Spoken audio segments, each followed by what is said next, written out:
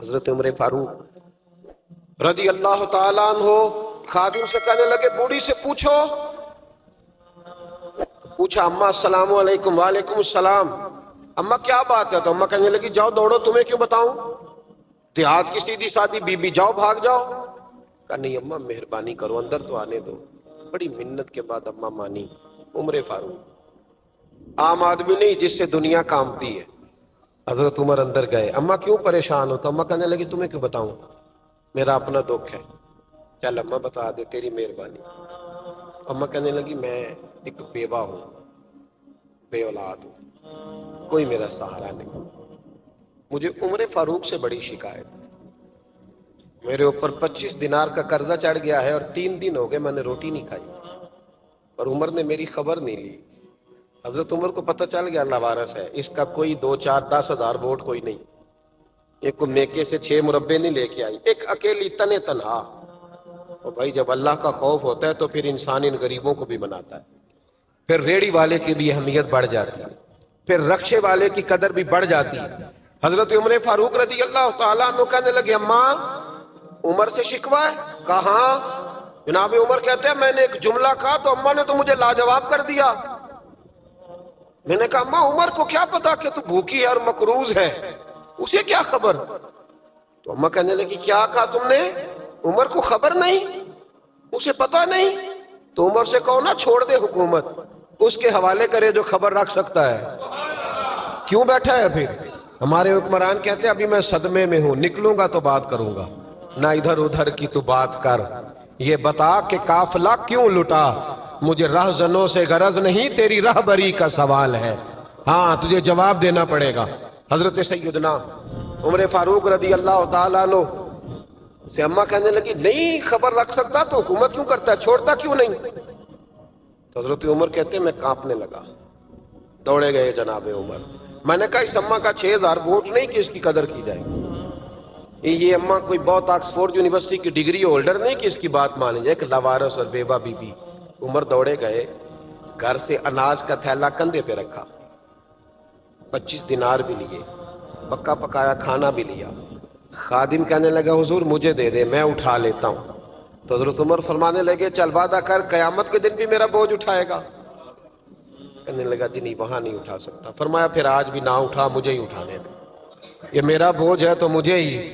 اماں کے سامنے 25 دینار بھی رکھے. پھر اماں کو حضرت فاروق اعظم نے 2 مہینے کا راشن بھی دیا, پکا پکایا کھانا بھی دیا. معمولی آدمی کی بات نہیں کر رہا, 24 لاکھ مربع میل کا حکمران. حضرت عمر مدینے میں بیٹھ کے کبھی للکار دیں تو کیسر و کسرا کی ٹانگیں کانپیں. جناب عمر فاروق رضی اللہ کھانا کھلا کے اماں چارپائی پہ تھی تو عمر نیچے بیٹھ گئے. کہنے لگے اماں چل عمر کو معاف کر دے, چل چل جانے دے, کوئی عرض نہیں, بیچارے کو پتہ نہیں چلا. تو اماں کہنے لگی تو نے پھر عمر کا ذکر چھیڑ دیا. بیٹے میرے گھاؤ بڑے گہرے ہیں, میرے زخم بڑے سخت ہیں, کلیجہ پھٹے تو تجھے دکھاؤں کتنی تکلیف میں ہوں. میں تو پکا ہوا پھل ہوں, کسی وقت بھی دنیا سے چلی جاؤں گی. میں نے عمر کو معاف نہیں کرنا. جب میں قبر میں جاؤں گی نا, نبی کریم علیہ السلام آئیں گے تو میں عمر کی شکایت کروں گی. میں کہوں گی حضور اس سے پوچھئے یا رسول اللہ بیوہ اور بوڑھی کا خیال ہی نہیں کیا. تو آپ کے غلام کہتے ہیں میں نے عمر کو کبھی اتنا روتے نہیں دیکھا جتنا آج روئے. کہنے لگے اماں عمر کو میں جانتا ہوں وہ کمزور ہے, یہ شکایت نہ لگانا, وہ کمزور ہے, مقابلہ نہیں کر سکے گا, یہ شکایت نہ لگانا, چل معاف کر دے. تو اماں کہنے لگی اچھا تو مجھے کچھ اچھا لگتا ہے, جا تیری خاطر عمر کو معاف کیا, تو پیارا لگا ہے, جا معاف کیا, تیری خاطر معاف کیا, تیری خاطر عمر کو معاف کیا. حضرت عمر فاروق کہنے لگے مجھے لکھ کے دو. کون اتنے جتن کرتا, کون؟ کسی سے کہنا جا اپنی اماں کو منا لے, تو کہتے ہیں نہیں نہیں میری غلطی کوئی نہیں تو مناؤں کس بات پہ, ہمیں تو 20 دلیلیں آتی ہیں. جا ابا کے پیر پکڑ لے. پتہ ہے نبی پاک علیہ السلام نے فرمایا جس کا باپ راضی ہوگا اسی کا اللہ راضی ہوگا, اور جس کا باپ ناراض ہوگا وہ سارا دن وظیفے پڑھے, اس کا اللہ راضی. یہ ابو داؤد شریف کی حدیث ہے. نا جی بڑی مہربانی, پیسے نہ لائیے گا آپ. اب بات سنیں, وہ بھی میں سمیٹنے کی طرف آ رہا ہوں, ختم کر رہا ہوں, آپ میری بات پہ توجہ رکھیں.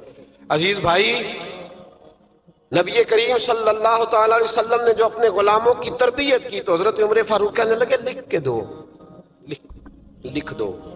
तो अम्मा कहने लगी आप लिखे मैं साइन कर देती हूँ, आप लिख दे मैं साइन करती हूँ। हजरत उमर ने लिखा फलां बिनते फलां को उमर से शिकायत थी, फिर उन्होंने उमर को माफ कर दिया। अम्मा साइन करने ही लगी थी, साइन करने ही लगी थी कि मौला अली शेर खुदा आ गए, हजरत अब्दुल्ला इब्ने मसूद आ गए। ओहो उमर यहां बैठे हुए हो, मैं सारे मदीने में तलाश कर रहा था, यहां बैठे हो, वो कुछ लोग मिलने आए, निकलो। अम्मा ने सुना कि ये उमर थे तो अम्मा उठ के खड़ी हो गई। आय हाय उमर थे, आप उमर थे? तो जनाब उमर कहने लगे अम्मा तूने जो कहा ठीक कहा, लेकिन अपने वादे पे कायम रहा, ये जरा साइन कर दे। अम्मा ने साइन किए तो हजरत उमर फारूक फरमाने लगे अली आ गए हो तो बतौर गवाह तुम भी दस्तखत कर दो।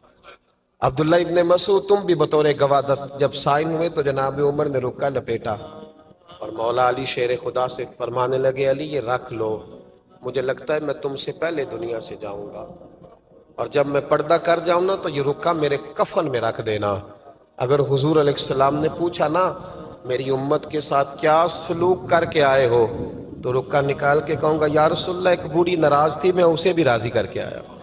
हुजूर ये मैं राजी। भाई जब तक हम अल्लाह से नहीं डरते मुआशरा इस्लाह पजीर नहीं हो सकता।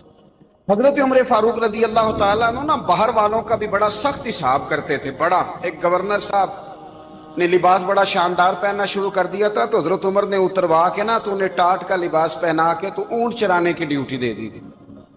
इतना सख्त एहतसाब करते। कसाई की दुकान पर भी 1-2 घंटे खड़े होते थे। जो आदमी मुसलसल 2 दिन गोश्त खरीदता था ना, फरमाते थे इसका टैक्स बढ़ा दो, लोगों को दाल नहीं मिल रही और ये रोज गोश्त खाता है। हजरत फारूक आजम उसको जजिया कहा जाता था, या कुछ और मामलात होते थे बढ़ा देते थे। मुसलसल जो 2 दिन आदमी गोश्त खाता था, फरमाते थे मदीने में गुर्बत है, अगर ये वाला निजाम तुम करोगे तो गरीब लोग किसकी तरफ देखेंगे। लेकिन उससे ज्यादा बढ़कर जो उनकी जिंदगी का म्यार और स्टेटस था वो ये था कि अपने घर का खास ख्याल रखते, खास तवज्जो करते। मुल्क शाम से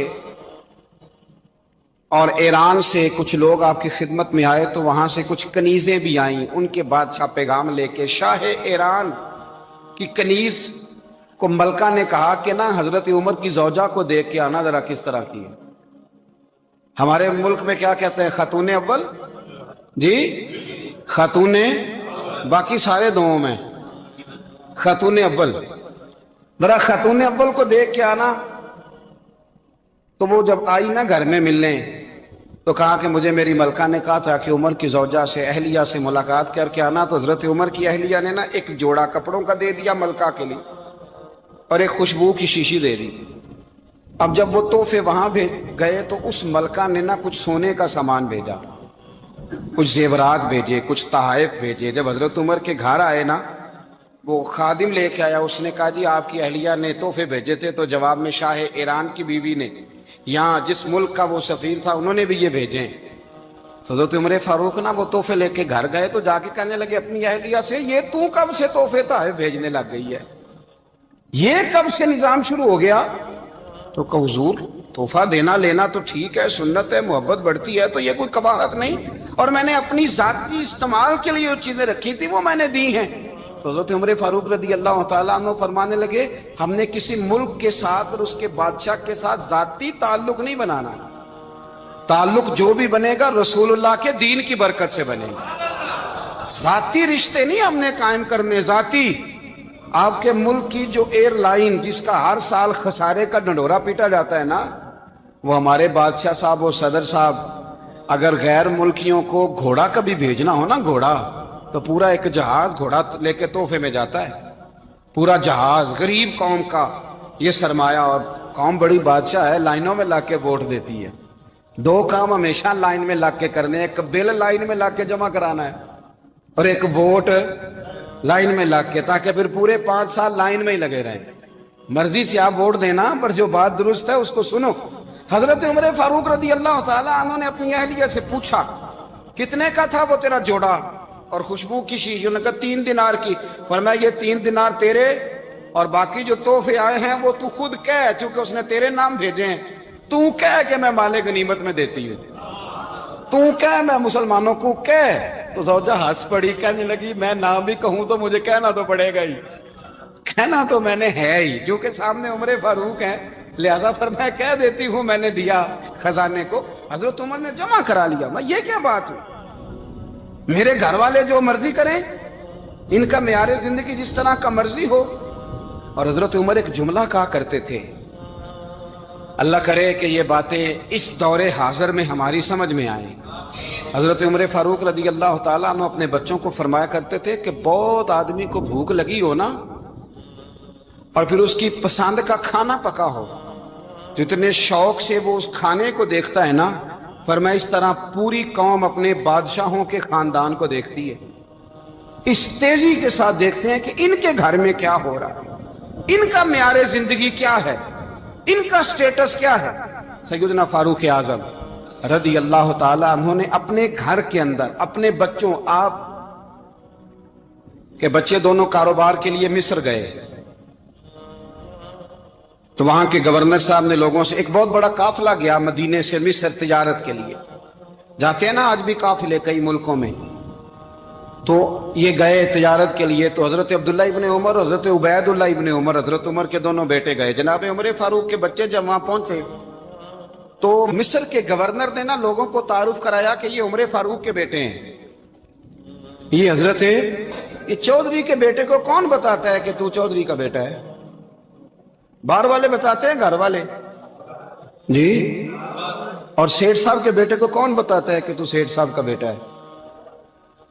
اور مالک کو کون بتاتا ہے کہ تو مالک کا بیٹا ہے اور یہ کرایہ دار ہے؟ یہ کون بتاتا ہے؟ یہ سوچ ہم دیتے ہیں بچوں کو.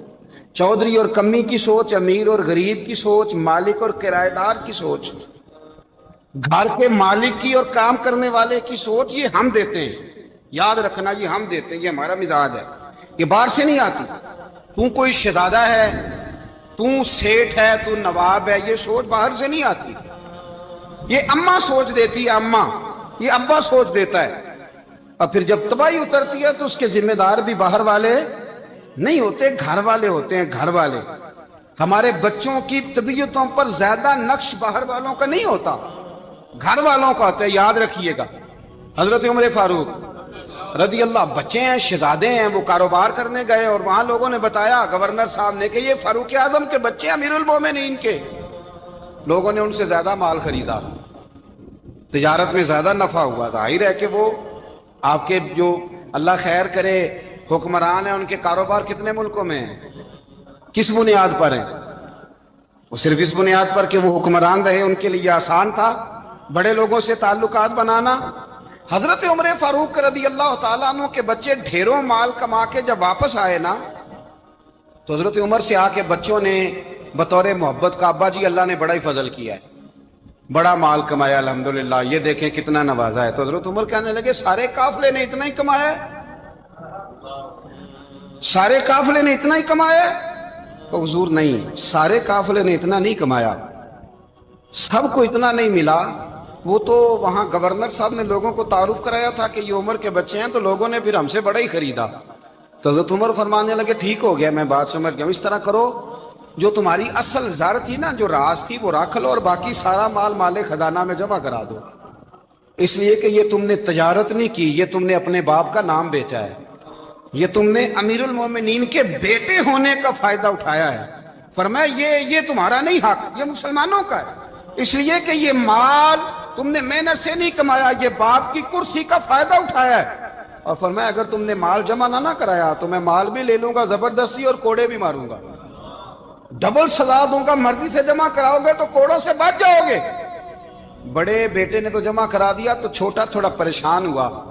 تو حضرت عبداللہ ابن عمر چھوٹے کا ماتھا چوم کے کہنے لگے بیٹے چپ کر کے جمع کرا, یہاں بھی فخر کر کے ہم عمر کے بیٹے ہیں, اور قیامت میں بھی فخر کریں گے کہ ہم فاروق اعظم کے بیٹے ہیں. یہاں بھی ناز کریں گے اور وہاں بھی ناز کریں گے کہ عمر کے بچے ہیں. ہمارے باپ نے خود بھی حلال ہی کھایا ہے, اور جب ہماری کمانے کی باری آئی ہے تو ہمیں حکم بھی حلال کھانے کا دیا. بھائی ہمارا مزاج نہیں. بچہ جب لے کے آتا ہے 2 لاکھ روپیہ تو کبھی پوچھے کہاں سے آیا ہے؟ جب وہ پہلے دن غلط دوستوں کے پاس جا کے بیٹھتا ہے تو کبھی نکالا ہے گھر سے اسے؟ یہ بہت سارے خمیازے ہمیں اس لیے بھگتنے پڑتے ہیں کہ ہم ابتدا میں سوراخ بند نہیں کرتے، جب اس میں شگاف پڑ جاتا ہے، سیلاب آتا ہے تو ہمیں ہوش آتی ہے۔ حضرت عمر نے اپنے گھر میں نگرانی رکھی، کڑی نگرانی۔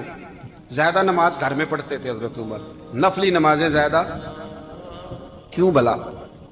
بھائی یاد رکھیں کہ آپ نے اگر سجدہ کرنا ہے تو بچہ لیٹ جائے گا، وہ اسے پتا کوئی نہیں سجدہ کیا ہے۔ لیکن جب گھر میں کبھی قرآن ابا جی کھول لیں نا، جب ابا جی کا موڈ بن جائے نا لیکچر دینے کا، وہ گھر میں شروع ہو جاتے ہیں، کہتے ہیں آپ لوگ نماز نہیں پڑھتے اس لیے میرے کاروبار میں برکت کوئی نہیں، تم سویرے قرآن پاک نہیں کھولتے تو میں تباہ ہو گیا۔ تو میاں آپ نے کب گھر میں قرآن پاک کھولا تھا؟ آپ نے کب نماز پڑھی؟ آپ نے کب گھر کے اندر اللہ رسول کا ذکر کیا تھا؟ آپ نے کب حدیث چھیڑی؟ آپ نے بھی تو گھر کے اندر جب بھی آپ آئے ہیں تو آپ نے وہی کچھ کیا جو دنیا دار کرتے ہیں۔ آپ بھی تو اپنا موبائل لے کے الگ کونے میں بیٹھ گئے۔ آپ نے بھی تو کہا ہے کہ اب تمہارے چینل ختم، اب میری مرضی والا چلے گا۔ تو جو آپ نے کیا ہے بچے بھی وہی کام کریں گے۔ آپ نے بھی گپ شپ لگائی ہے تو وہ بھی لگا رہے ہیں۔ یہ سمجھ لیں جو کام آپ کریں گے آپ اپنے بچوں کی سیرت میں اس کا جلوہ دیکھ لیں گے۔ بڑی پکی سی بات ہے کہ آپ کو بچے کی عادتیں دیکھ کے سمجھ آ جائے گی کہ میں بھی یہی کرتا تھا اور یہ بھی۔ حضرت عمر فاروق رضی اللہ تعالیٰ عنہ وصال فرما گئے تو آپ کے وصال کے بعد حضرت عثمان غنی رضی اللہ تعالیٰ عنہ نے آپ کی ایک بیوہ سے نکاح کیا، حضرت عمر کی ایک بیوہ سے۔ جب وہ آپ کے نکاح میں آئی تو کہنے لگی حضرت عثمان غنی سے کہ حضور نہ تو میں خوبصورت ہوں اور نہ میں جوان ہوں، نہ آپ کی کوئی خدمت کر سکتی ہوں، میرے ساتھ نکاح کرنا سمجھ میں نہیں آیا۔ کیا شاندار جواب دیا حضرت عثمان غنی نے، کیا خوبصورت جواب دیا۔ فرمانے لگے میں نے اس لیے نکاح نہیں کیا کہ مجھے تمہارے حسن سے دلچسپی تھی یا تمہاری خدمت کی ضرورت تھی، میں نے تو اس لیے نکاح کیا ہے کہ مجھے بتاؤ عمر فاروق گھر کے اندر اپنے رب کی عبادت کس طرح کرتے تھے، وہ قرآن پاک کس طرح پڑھتے تھے، وہ رویا کیسے کرتے تھے، استغفار کا طریقہ کیا، کس وقت کس انداز میں وہ اپنے رب کو یاد کرتے تھے۔ اس لیے کہ عمر کئی دفعہ گھر سے آتا تھا تو میں اس کے چہرے پر نور دیکھا کرتا تھا، میں روشنی دیکھتا تھا، ایک معیار دیکھتا تھا۔ نکاح اس لیے کیا ہے کہ مجھے عمر کی جو گھر کے اندر کی عبادت ہے اس سے آگاہ کرو، تاکہ عثمان غنی بھی چاہتے ہیں اس طرح کے عمل کرو جس طرح کہ عمر فاروق کر کے گئے۔ بھائی جب تک ہم اپنے گھر میں وہ توجہ نہیں دیں گے، وہ مزاج دیکھیں نا، ہمارے گھروں میں جب نقشہ پاس ہوتا ہے تو ٹی وی لان بھی اس میں ہوتا ہے، ڈرائنگ روم بھی ہوتا ہے، نماز کی جگہ بھی ہوتی ہے نقشے میں۔ صحابہ جب گھر بناتے تھے تو ایک مسجد بیت کا نقشہ پاس کرتے تھے، ذہن میں رکھتے تھے کہ یہ کونا نماز کے لیے، وہاں جوتے لے کے کوئی نہیں جائے گا، وہاں نماز پڑھی جاتی تھی، عورتیں وہاں اعتکاف کرتی تھی۔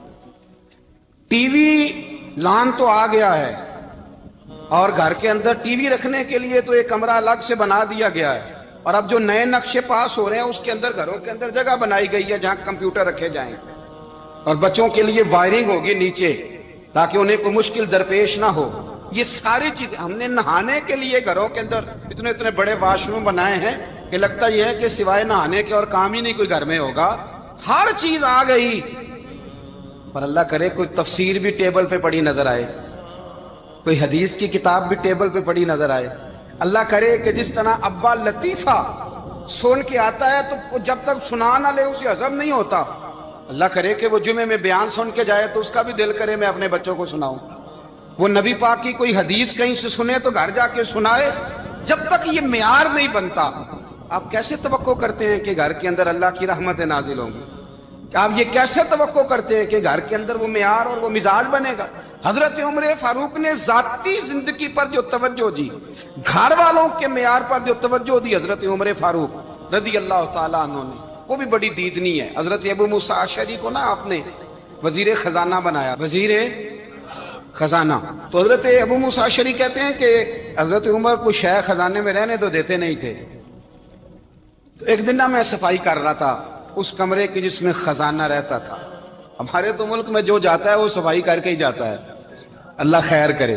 اور خیر معیار بدلتا ہے، جو پچھلی حکومت ہوتی ہے وہ قرضہ اٹھاتی ہے، وہ باہر سے جاتی ہے تو قرضہ لے کے آتی، اور جو نہیں آتی ہے وہ کہتی ہے ہمیں پیکج مل گیا ہے، وہ قرضہ نہیں اٹھاتے۔ ان کو کیا ملتا ہے؟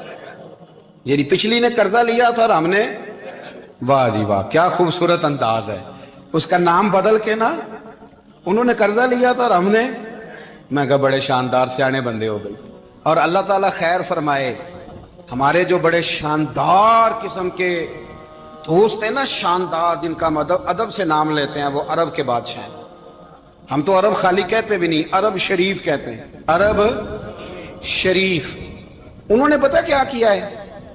انہوں نے اس طرح کیا ہے کہ جو کشمیریوں کا قاتل تھا نا، اس کے گلے میں میڈل ڈال دیا ہے۔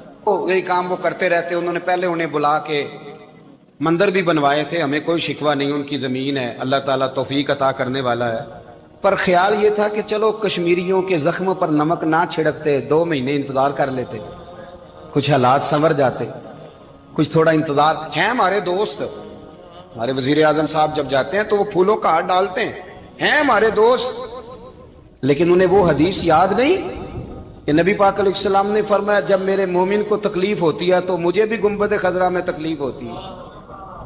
انہیں نہ کشمیریوں کا خون یاد نہیں آیا، انہیں برہان وانی کی کٹی ہوئی لاش یاد نہیں آئی، انہیں 30,000 بیوہ عورتیں 30,000 بیوہ عورتیں یاد نہیں آئی، 30,000 بیوہ عورتیں جن کے سہاگ اجڑ گئے، اور انہیں 1.25 لاکھ یتیم بچہ یاد نہیں آیا جو یتیمی کی زندگی گزار رہا ہے، اور اس کے باوجود بہت بڑے ذمہ دار ہے وہ۔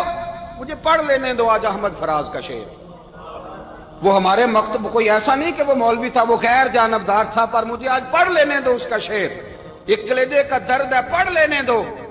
اس نے کہا تھا کہ پڑھتا ہوں تو کہتی ہے یہ خالق کی کتاب ہے، مثل یہودی یہ سعودی بھی عذاب، اس قوم کے بارے میں کیا لکھوں فراز، کعبے کی کمائی سے جو پیتے ہیں شراب، کعبے کی کمائی سے جو پیتے ہیں شراب، اس قوم کے بارے میں کیا لکھوں فراز، کہ کعبے کی کمائی سے جو پیتے ہیں شراب۔ میں خیال نہیں آیا تمہارا صرف دین یہ ہے کہ قبریں گرا دو، مزارات گرا دو، فقط یہ دین ہے؟ کوئی نبی پاک کے روزے کی طرف منہ کرے تو اسے مشرک کہو، یہ دین ہے؟ اس کا نام مذہب رکھا ہے تم نے؟ مذہب تو اس کا نام ہے کہ جو رسول اللہ کا نام لینے والا ہے وہ ہمارا یار ہے، اور جو نبی پاک کا نام لینے والا نہیں، ہمارا اس سے کوئی تعلق، یہ دین ہے۔ حضرت عمر فاروق کی سیرت سنا رہا ہوں، حضرت عمر کی۔ حضرت ابو موسیٰ اشعری نے ایک عیسائی کو منشی رکھا تھا، اکاؤنٹ آفیسر حضرت ابو موسیٰ اشعری نے۔ تو حضرت عمر فاروق بول پڑے، کہنے لگے تمہیں مسلمان کوئی نہیں ملا تھا؟ کلمہ گو نہیں تمہیں نظر آئے؟ کشمیریوں کی لاشیں نظر نہیں آتی؟ ان کا خون بہ رہا ہے، تباہی اتر رہی ہے، اور تم قاتل کو گولڈ میڈل پہنا رہے ہو؟ اور یاد رکھنا، جب مسلمانوں کی بچیاں روندی جاتی ہوں نا تو پھر اسلام امن کا درس نہیں دیتا، پھر اسلام جہاد کی بات کرتا ہے، پھر اسلام جہاد کی بات کرتا ہے، جہاد کی۔ وہ قومیں غیرت مند نہیں ہوتی کہ جن کے گھروں میں آگ لگی ہو اور وہ غیروں کو ہار پہناتی پھرے۔ اللہ کا کچھ خوف کرو، زندگی مختصر ہے، دبئی میں کتنے رہے اور کتنے چلے گئے، خدا را کچھ خدا۔ تم سے اچھے تو وہ نیو یارک کے رائٹر ہیں جو کم از کم اپنے کالموں میں کشمیر کی بات کرتے ہیں، تم سے اچھا برطانیہ کا وہ شخص ہے جو کم از کم BBC لندن پہ رپورٹ جاری کرتا ہے تو کہتا ہے کشمیر پہ ظلم ہو رہا ہے۔ تم سے تو وہ اچھے رہ گئے، تم نے بات کرنا تو دور کی بات، تم نے دشمنوں کے گلے میں ہار پہنانے شروع کر دیے۔ کل جب پوچھیں گے بلا کے تم کو اپنے سامنے، کیا جواب جرم دو گے تم خدا کے سامنے؟ بڑی تکلیف ہوئی، بڑی تکلیف ہوئی۔ وہ نا منصور حلاج کو پھانسی دی جا رہی تھی، تو حضرت جنید بغدادی بھی آ کے دیکھنے لگے، تو منصور حلاج کہنے لگے بابا سارا زمانہ دیکھے پر تو نہ دیکھ، سارا زمانہ تماشا دیکھے انہیں تو پتہ کوئی نہیں نا، تو نہ دیکھ۔ عرب شریف والو، ٹرمپ اسے انعام دیتا تو تکلیف کوئی نہیں تھی، ملکہ وکٹوریا اسے انعام دیتی تو تکلیف کوئی نہیں تھی، پر تم تو نہ ایسا کرتے، تم تو اپنے تھے، تم تو کلمہ گو تھے، تم تو یہ ظلم نہ کرتے، تم تو یہ حرکت نہ کرتے۔ میں کہتا ہوں ٹھہر ہی جاتے، جانا نہیں دنیا سے، اللہ کے حضور حاضر نہیں ہونا۔ جب رسول اللہ قبر میں آئیں گے تو کیا جواب دو گے؟ خدا را، حضور نے فرمایا تھا گناہ روک نہیں سکتے تو دل میں ہی برا جان لو۔ ذالک اضعف الایمان، یہ کمزور ایمان ہے، کم از کم اتنی حد تک تو آ جاؤ، دشمن سے گلے تو نہ ملو۔ خدا را سمجھیں، ہمارا پہلا تعارف یہ ہے کہ ہم رسول اللہ کے غلام ہیں۔ اقبال نے کہا تھا وطن کا بت نہ بنانا، وطن کو بت نہ بنانا۔ اقبال کہنے لگے ان تازہ خداؤں میں بڑا سب سے وطن ہے، جو پیرہن اس کا ہے وہ مذہب کا کفن ہے، اس لیے کہ بازو تیرا توحید کی قوت سے قوی ہے۔ اسلام تیرا دیس ہے، اسلام تیرا دیس ہے، کیونکہ تو مصطفی ہے، تو نبی پاک والا ہے، مصطفیٰ والا۔ اسلام تیرا دیس ہے، تو مصطفی ہے۔ امریکہ میں جو مسلمان رہتا ہے ہمارا بھائی ہے، اور پاکستان میں جو مرزائی رہتا ہے اس سے ہمارا کوئی تعلق نہیں ہے۔ حضرت عثمان غنی نے اپنے چچا کے بیٹے سے کہا تھا کہ تو کلمہ نہیں پڑھتا تو تیرا میرا رشتہ کوئی نہیں۔ بلال حبش سے آیا ہے پر میرے نبی کا غلام ہے تو سگے بھائیوں سے بھی آگے ہے۔ ہزاروں قومیں وجود میں آئیں دہر میں خوش کو تر کے رشتے سے، پر ہم نے بنیاد دوستی رکھی یاد خیر البشر کے رشتے سے۔ اپنی ملت پر قیاس اقوام مغرب سے نہ کر، خاص ہے ترکیب میں قوم رسول ہاشم۔ کچھ خیال کرے، پہلا تعارف دین ہے، اگر دین نہیں تو پھر کسی وطن کی کوئی ضرورت۔ اس لیے کہ پاکستان کا تصور اقبال نے پیش کیا نا، تو اقبال کہنے لگے ان تازہ خداؤں میں بڑا سب سے وطن ہے جس کو تم بت بنا کے پوجتے ہو۔ ہمارا وطن تو ہمیں جان سے زیادہ پیارا ہے، پر پہلے پاکستان نہیں، پہلے اسلام، پہلے اسلام تیرا دیس ہے، تو مصطفی ہے۔ تو آمدام برسر مطلب حضرت عمر فاروق رضی اللہ تعالی عنہ، حضرت سیدنا ابو موسیٰ اشعری کہتے ہیں کہ میں نے نا صفائی کی، مال غنیمت کی میں نے صفائی کی، تو ایک دینار مجھے نا کہیں پڑا ہوا مل گیا، تو فرماتے ہمیں اجازت ہوتی تھی کہ ایک آدھ دینار ہم اپنی مرضی سے کہیں خرچ کر سکتے۔ تو حضرت عمر کے بیٹے گزر رہا تھا، تو حضرت ابو موسیٰ اشعری کہتے ہیں میں نے صفائی کی تو ایک دینار نکلا، تو میں نے وہ ایک دینار نا حضرت عمر کے بیٹے کو دے دیا۔ میں نے کہا لو بیٹا اپنے چچا کی طرف سے تحفہ۔ تو گھر جا کے انہوں نے حضرت عمر کو بتایا کہ چچا نے پیسے دیے ہیں، چھوٹے بچے تھے۔ حضرت عمر نے حضرت ابو موسیٰ اشعری کو بلا لیا اور بلا کے فرمانے لگے میں تو تمہیں اپنا دوست جانتا تھا اور تو نے میری اولاد کو ہی دنیا دار بنانا شروع کر دیا، میرے بچوں کو ہی تم نے دنیا دار پیسوں پہ لگانا شروع کر دیا، میں تو تمہیں یار سمجھتا تھا۔ فرمایا تمہیں چاہیے تھا میرے بیٹے کو نصیحت کرتے کہ بیٹا پیسوں سے رب راضی نہیں ہوتا، اس کی رضا والے کام کیے جائیں تو رب راضی ہوتا ہے۔ اور فرمایا تمہیں کوئی اور گھر نہیں ملا تھا تباہ کرنے کے لیے، میرا ہی گھر ملا تھا، اٹھاؤ اپنا دینار اور خبردار آج کے بعد میرے بچوں کے ساتھ یہ والی نیکی نہ کرنا۔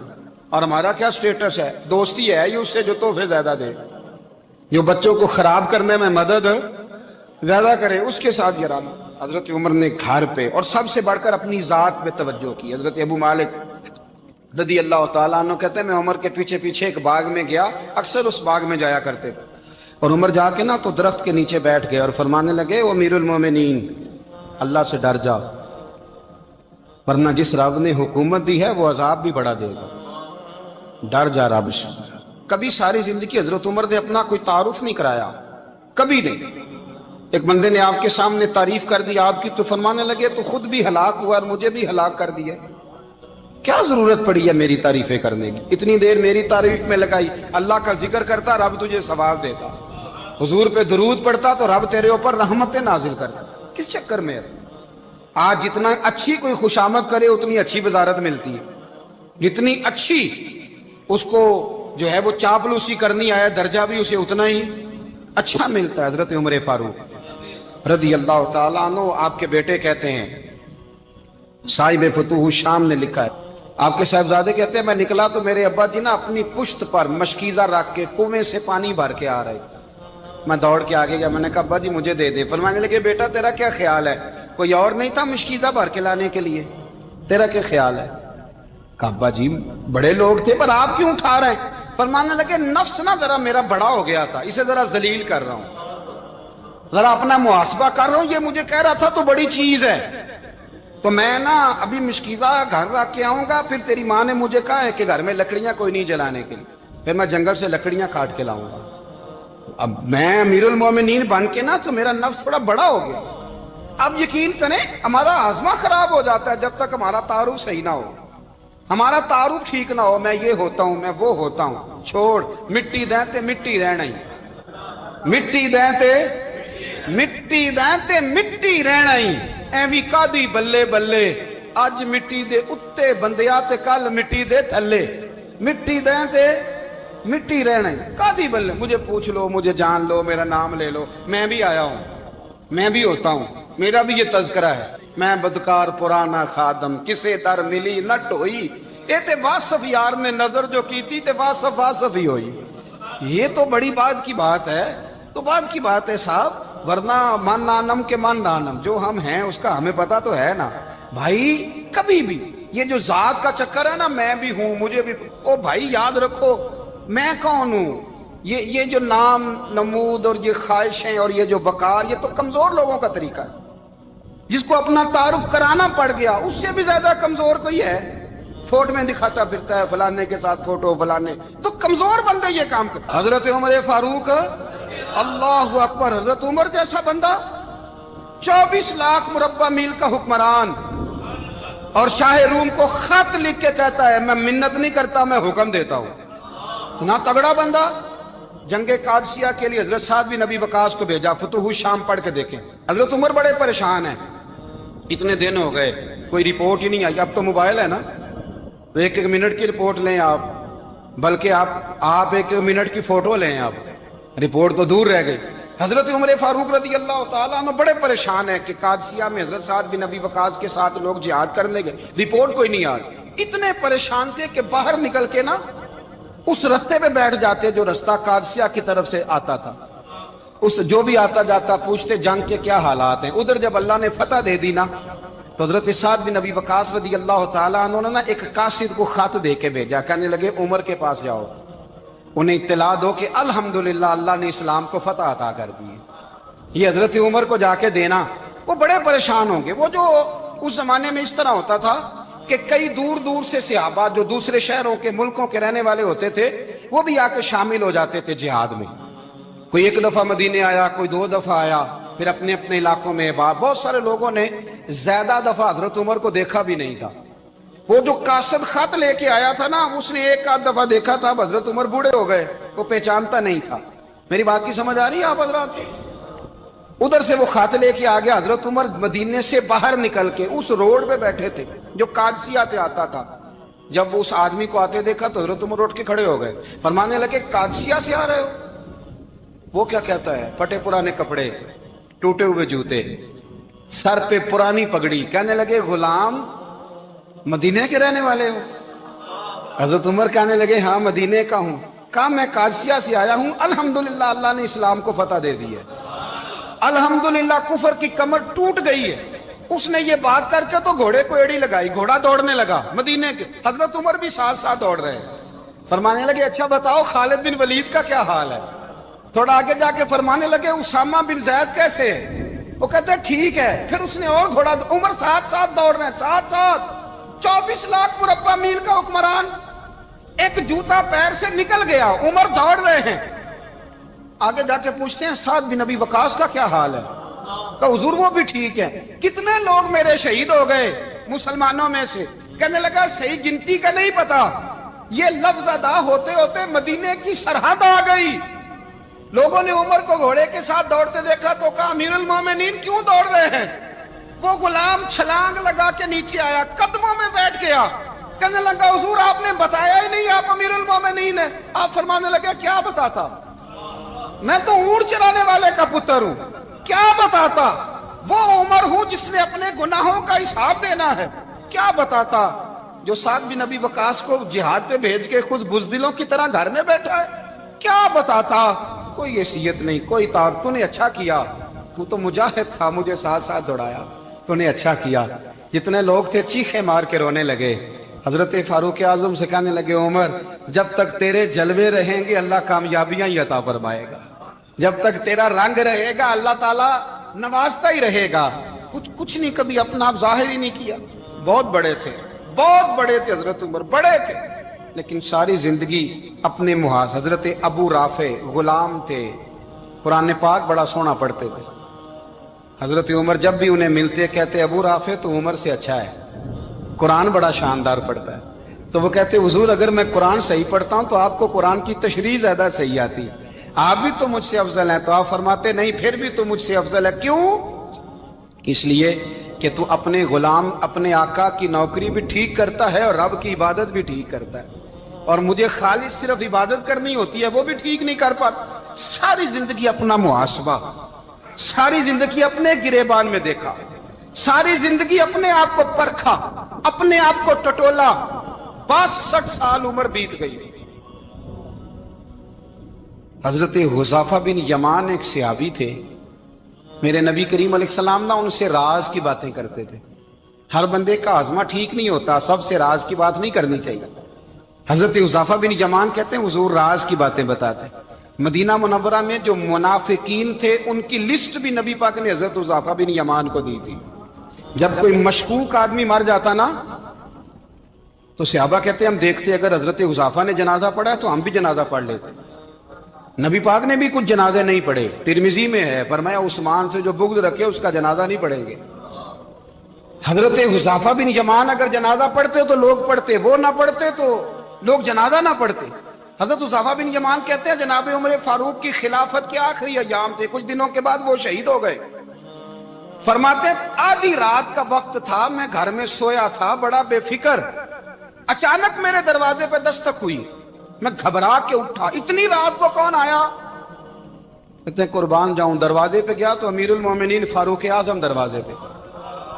میں نے کہا عمر کوئی حکم تھا تو مجھے بلا لیتے. کہنے لگے میں نا امیر بن کے نہیں آیا, تیرا ویر بن کے آیا ہوں. امیر المومنین کی حیثیت سے سرکاری کام سے بلاتا تو وہاں بلاتا, مجھے ایک ذاتی کام پڑ گیا. کہتے میں نے عمر کو گھر کے اندر بلا کے چارپائی پہ بٹھایا. میں نے کہا حضور میں غریب آدمی ہوں, میں کیا آپ کے کام آ سکتا ہوں؟ تو کہتے ہیں انہوں نے نا مجھے ساتھ بٹھا لیا, پھر میرا ہاتھ پکڑ لیا. کہنے لگے تو عمر کو جانتا ہے؟ عمر جھوٹ نہیں بولتا. تو جانتا ہے؟ عمر وعدوں کا پکا ہے. کہا حضور جانتا ہوں. کہا میں اس وقت آیا ہوں جب دیکھ بھی کوئی نہیں رہا. حضرت حذیفہ بن یمان کہتے ہیں پریشان ہو گیا, حضور پہلیاں نہ بجھوائے, مہربانی کر بتائیں کدھر آئے ہیں. حضرت عمر فاروق فرمانے لگے 62 سال کا ہو گیا ہوں, 63 میں چل رہا ہے, داڑھی سفید ہو گئی ہے, ال پک گیا, اٹھ فریدا ستیا, داڑھی آ گئی پور, اگا نیڑے آ گئی, پیچھا رہ گئی دور. اب نا اب قبر اشر کا معاملہ صاف نظر آنے لگا ہے. کہا حضور مجھ سے کیا چاہتے ہیں؟ حضرت عمر رو پڑے. کہنے لگے آج میں عشاء کے بعد نکلا ہوں تو نبی پاک کے صحابہ مجھے نیک کہہ رہے تھے. پھر میں نے بچوں کی ماں سے اور بچوں سے بھی پوچھا ہے, وہ بھی مجھ سے راضی ہیں. پر حذیفہ تیرے ساتھ نبی پاک راز کی باتیں کرتے تھے, سچ بتا کہیں عمر کا نام منافقوں میں شامل تو نہیں؟ سچ بتا ان منافقین میں تو شامل نہیں, کہیں اوپر اوپر سے تو نہیں سارا کچھ؟ حضرت حذیفہ بن یمان کہتے ہیں میں باپ کے مرنے پہ اتنا نہیں رویا جتنا عمر کے سوال پہ رویا. میں قدموں میں بیٹھ گیا. میں نے کہا نہیں عمر, یہ تو میں نے نہیں سنا, لیکن یہ میں نے نبی پاک سے ضرور سنا ہے کہ میرے بعد اگر کوئی نبی ہوتا تو عمر ابن خطاب ہوتا. یہ میں نے اپنے کانوں سے سنا ہے کہ عمر جس گلی سے گزرے شیطان رستہ بدل جاتا ہے. یہ میں نے اپنے کانوں سے سنا ہے کہ 950 سال حضرت جبریل جناب عمر کی شان بیان کریں تو پھر بھی بیان نہیں ہو سکتا. یہ میں نے ضرور سنا. دوستو ساری زندگی حضرت عمر نے اگر دوسروں کا محاسبہ کیا تو اپنا اور اپنے بچوں کا بھی کڑا خیال رکھا, اپنی ذات پر بڑی توجہ دی.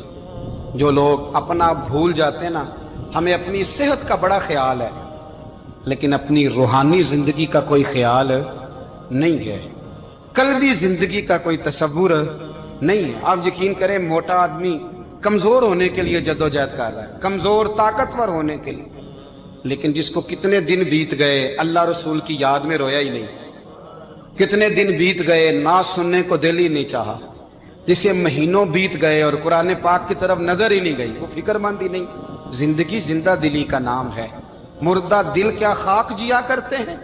بھائی حضرت عمر کی زندگی دور حاضر میں ہمیں یہ سبق دیتی ہے کہ کڑی نگرانی رکھو اپنے پودوں کی, کڑا خیال رکھو اپنے ذاتی باغ کا, اور یہ جو تمہارے دل کی دنیا ہے یہ تمہاری روح کی زندگی ہے, اس کا محاسبہ کرتے رہو. نبی کریم علیہ السلام نے فرمایا اپنا حساب خود کر لو قبل اس کے کہ تمہارا حساب کیا جائے. اپنا حساب بولیے, اپنا حساب. ہم ساری دنیا کا حساب کرتے پھرتے ہیں, کوئی کہاں سے کماتا ہے کہاں کھاتا ہے, پر اپنا حساب حضور نے فرمایا حساب کر لو قبل اس سے کہ تمہارا حساب مولا علی فرماتے ہیں نماز پڑھ لو قبل اس کے کہ تمہاری نماز پڑھی جائے، نماز پڑھ لو قبل اس کے کہ تمہاری، اپنا محاسبہ کریں، تھوڑا سا نا اوپر دائیں بائیں دیکھنے کی بجائے تھوڑی سی گردن جھکا کے نا، درویش کہتے ہیں برے بندے نو میں لبن ٹریا تے جگ تے ملیا نہ کوئی، اپنے اندر چاتی پائی تے میں تھوں برا نہ کوئی، تھوڑی سی نا تھوڑی سی اپنی طرف توجہ دیں۔ ہم نا بے چین وقت گزار رہے ہیں، بے قرار ہیں، بے سکون ہیں، سبب یہ ہے کہ ہم نے نا اپنا حساب کرنا چھوڑ